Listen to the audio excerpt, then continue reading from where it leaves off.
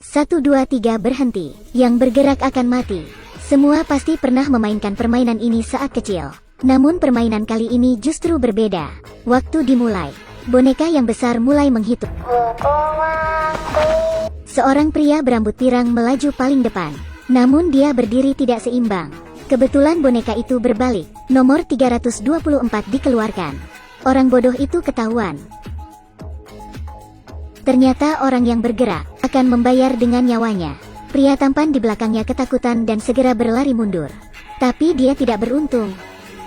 Ini adalah drama Korea yang paling menarik tahun ini. Permainan cumi-cumi. Pria ini adalah orang tak berguna. Dan dia juga terlilit hutang. Hari itu dia bertemu seorang pria misterius yang mengundangnya berpartisipasi dalam sebuah permainan. Ada 456 peserta yang ikut bermain. Semuanya adalah orang miskin yang terlilit hutang. Namun ketika menang sampai detik terakhir, maka akan mendapat hadiah uang 45,6 miliar won dan mengubah takdir kehidupannya. Tapi tak disangka, permainan ini menggunakan nyawa sebagai taruhan. Saat ini semua orang telah menyadari kejanggalan. Semuanya bergegas ke pintu keluar. Sedangkan pistol mulai menembak semua orang yang ingin melarikan diri. Dengan segera peserta yang tersisa tidak mencapai setengahnya. Mereka benar-benar seperti orang kayu yang berdiri diam. Mereka tidak berani bergerak sedikitpun. 1, 2, 3 berhenti. Setelah mengetahui akibat fatal dari permainan, semua orang tidak beran asal bergerak. Hanya ada satu orang tua yang berjalan tenang mengikuti perintahnya. 1, 2, 3 berhenti.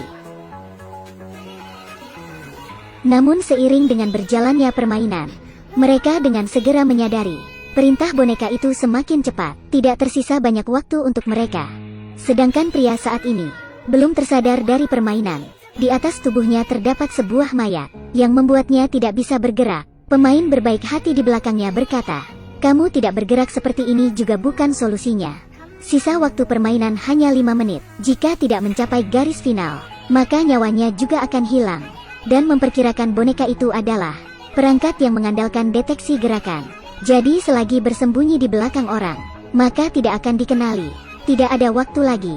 Waktu hanya tersisa 2 menit. Pria memberanikan diri dan bergerak maju ke depan. Namun sayangnya, pemain di depannya juga ditembak mati.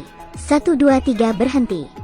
Di saat itu juga, seorang pemain yang kakinya tertembak menarik pria. Dia meminta tolong pada pria. Melihat tatapannya yang kasihan, lalu melihat waktu di atas. Tersisa kurang dari 2 menit. Pria dengan kejam meninggalkannya. 1, 2, 3 berhenti. Sekarang hanya tersisa 1 menit. Perintah boneka itu semakin cepat. Pemain di lapangan itu ada yang terluka maupun mati. Tapi juga banyak orang yang telah mencapai garis final. Sedangkan pria masih berjarak beberapa meter dari garis final. Namun di saat itu juga, untung aja seorang pria hitam menyelamatkan pria. Perintah terakhir dimulai. Semua orang mulai melaju ke depan. Pria dan orang hitam itu tiba di garis final saat detik terakhir. Namun pemain lain yang belum mencapai garis final tidaklah begitu beruntung. Mereka ditembak satu persatu. Tidak ada yang lolos dari tembakan. Namun pemain yang berhasil ini tidak sempat beristirahat. Permainan kedua dimulai. Di permainan berikutnya adalah lomba tarik tambang beranggota 10 pemain. Sebuah menari besi setinggi 100 meter. Hanya dengan membuat lawan terjatuh, maka akan bisa meraih kemenangan. Saat ini peserta hanya tersisa 108 orang. Perlombaan tarik tambang dimulai. Ronde pertama. 10 pria kuat melawan sekelompok orang lemah. Waktu belum berjalan setengah.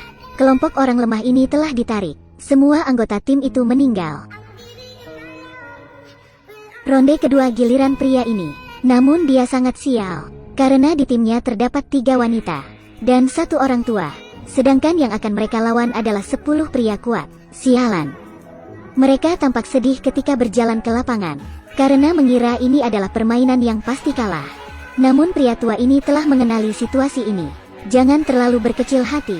Tarik tambang tidak hanya mengandalkan energi. Dia memberihu semua orang. Pertama orang yang berdiri di depan sangat penting. Itu haruslah orang yang paling kuat. Kemudian posisi semua orang juga sangat penting. Meletakkan tali di tengah. Berdiri silang kiri dan kanan. Kedua kaki berdiri tegak dan lurus. Menjepit tali di bawah ketiak. Dengan begitu kita bisa mengeluarkan semua tenaga. Sebuah suara tembakan. Semua anggota tim pria bersandar ke belakang. Mereka melakukan seperti yang diajarkan pria tua. Satu persatu menghadapkan perut mereka ke atas. Dengan bertahan seperti itu, dan meskipun lawan mengeluarkan tenaga sebesar apapun, mereka tetap tidak bisa menariknya. Dengan pertahanan ini, tim lawan akan kacau. Tarik. Tim pria kuat dengan segera ditarik. Melihat kemenangan semakin mendekat, namun kekuatan mereka tidak bisa dibanding dengan pria kuat. Tim pria itu dengan segera ditarik kembali, dan formasi awal mereka telah berantakan. Cepat pikirkan cara. Di momen krisis ini, seorang anggota tim menyarankan, di bawah perintah semua orang berjalan 3 langkah ke depan. Tidak ada yang berani mengambil risiko. Namun jika tak dicoba mereka akan segera kalah. Pada momen itu, mereka hanya bisa mempertaruhkan untuk terakhir kalinya. 3, 2, 1. Benar saja, langkah itu membuat semua anggota tim pria kuat terjatuh. Di saat itu juga, tim pria mengambil kesempatan, menarik dengan cepat ketika lawannya akan berdiri. Akhirnya permainan ini berakhir dengan mendebarkan, namun pria belum sempat mengambil napas. Permainan selanjutnya dimulai lagi. Permainan berikutnya adalah jembatan kaca perenggut nyawa. Di depan para pemain terdapat 2 jembatan. Satu sisi adalah kaca yang kuat, sisi lainnya adalah kaca yang mudah hancur. Pemain bermain berdasarkan urutan nomor. Memilih secara acak salah satu kaca di depan. Jika memilih tepat kaca yang kuat, maka tetap bisa berjalan ke depan. Jika salah memilih kaca yang mudah hancur, maka akan menjadi daging tumbuk. Untungnya pria ini adalah yang terakhir bermain. Namun dia tidak bisa terlalu senang, karena waktu melewati jembatan hanya 16 menit. Jika tidak melewati jembatan di waktu yang ditentukan, maka nyawanya juga akan melayang. Pemain pertama mulai bermain. Dia sangat ragu dan memilih sebelah kiri. Tampaknya sebelah kiri adalah jembatan kaca yang kuat. Pemain nomor 1 dengan segera melompat ke depan. Sangat jelas dia salah memilih. Giliran pemain nomor 2 bermain. Menurut aturan kaca pertama sebelah kiri adalah kaca kuat. Kaca kedua sebelah kanan adalah kaca kuat. Maka kaca ketiga harusnya ada di sebelah kiri. Ternyata ini tidak ada aturan sama sekali. Semuanya mengandalkan tebakan. Dengan segera giliran pemain ketiga. Pemain ketiga ini adalah ahli matematika.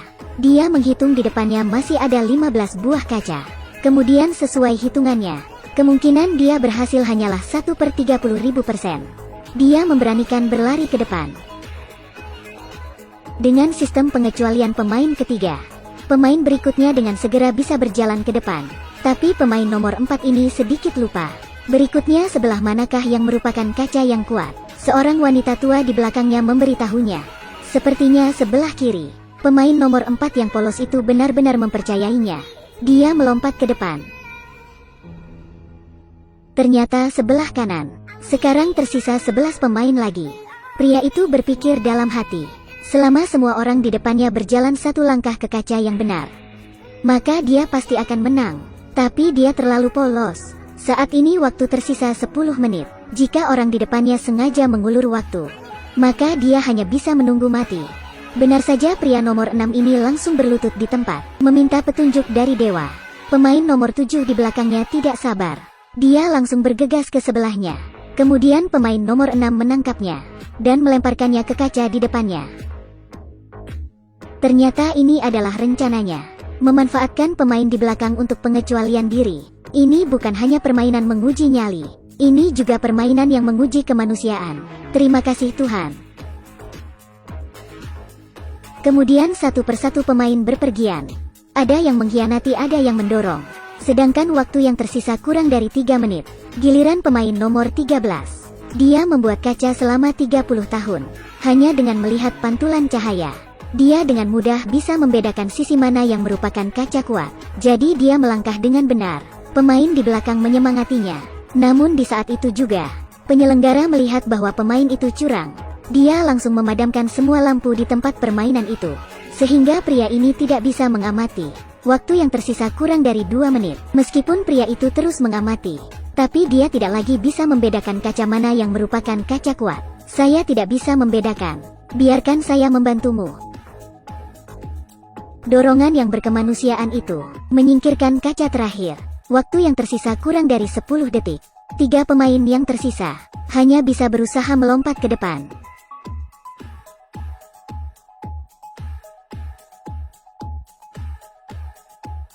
Tapi permainan ini masih belum berakhir. Tiga orang yang selamat ini akan menghadapi tantangan mematikan seperti apa lagi. Sampai jumpa di video